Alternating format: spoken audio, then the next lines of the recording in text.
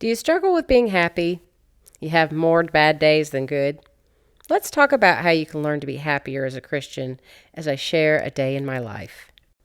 Hi, friend. I'm Tshanina, and my mission is to help Christian women pursue joy and peace. It's easy to look at the world around us and wonder, why can't my husband be like that? How come my children can't be as good as hers? Why can't I be successful like her? Why is she happy, but I'm not? Friend, I believe that true happiness comes when we learn contentment. And I love how we're going to dig into the Bible and we're going to learn about contentment from Paul.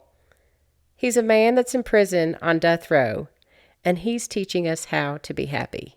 From his jail cell, he writes, "For I have learned to be content whatever the circumstances. I know what it is to be in need, and I know what it is to have plenty. I have learned the secret of being content in any and every situation, whether well-fed or hungry, whether living in plenty or in want." Contentment doesn't mean that you love everything the way it is. I am sure that Paul was not very happy to be in prison. Contentment isn't based on external circumstances. It's based on the heart. So how do you learn to be content? I want to quickly share 5 ways that you can learn about contentment so that you can live a happier life. Number 1 is this: stop scrolling. It's much easier said than done. Years ago, I was on Facebook a lot, and I would scroll and scroll. And as I would look at my friends and family's posts, I would get jealous, and it would really bother me that they were more successful than me, or they had this or they had that. So I made a decision to stop scrolling. And I cannot tell you what a difference that made. When I just stopped scrolling, I didn't get on Facebook and scroll as much as I used to. And to this day, I still don't anymore. The old saying is true: comparison is the thief of joy. But you know what else it is? It's the enemy of contentment. So if you find yourself comparing yourself to other people, I want you to stop scrolling.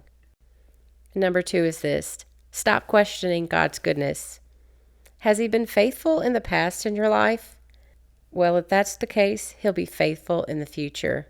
I love the words of Toby Mac's song, Faithfully. They say, "But when my world broke into pieces, you were there faithfully. When I cried out to you, Jesus, you made a way for me." That has been so true of my life. When I found myself in my early 20s with a husband that was leaving me for someone else, my world broke into pieces. But you know what? God was there faithfully.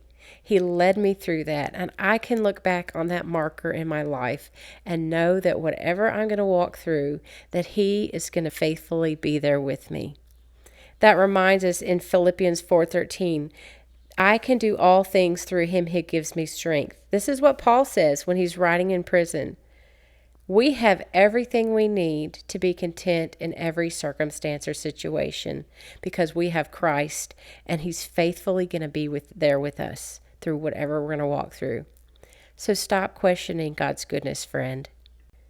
Number 3 is this: learn to have the mindset of Christ and see things the way He does. You'll never have contentment until you start growing and have the mind of Christ. How do we have this mindset? Read Philippians 4:8-9.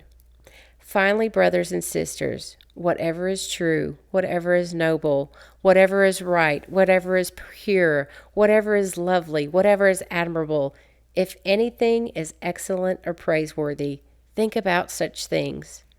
Whatever you have learned or received or heard from me or seen in me, put into practice, and the God of peace will be with you.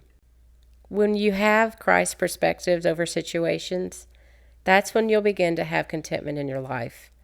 So ask Him to give you the mind of Christ so you can begin to see things His way.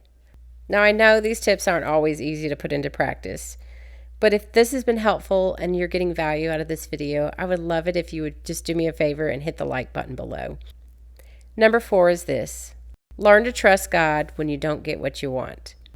Years ago, my husband and I had a decision to make for our family. We prayed and we seeked the Lord and what His will was for our lives. And we moved forward with what we thought was the direction He wanted us to go. But it turns out that door was slammed shut in our faces, and we were so devastated. It wasn't until years later that we learned why that door was slammed shut. We had to trust God when we didn't get what we want, knowing that His best is always working in our lives. You'll become more dependent on Christ as you trust Him, and you'll realize that everything's going to be okay. Friend, if you're not content where you are, you'll never be happy. And number 5 is this: remember what you deserve. What is that? An eternity separated from God. We've missed the mark, but in Christ's grace, He freely offers salvation to us. All we have to do is accept it by faith. Contentment isn't about what you have, but who has you. Who has you, friend? Who has you in the palm of their hand? Until Jesus is your all, nothing will make you happy or bring true satisfaction. Friend, I don't pretend to have it all together spiritually, but I love to share what I'm learning with you, so I hope you'll follow for more.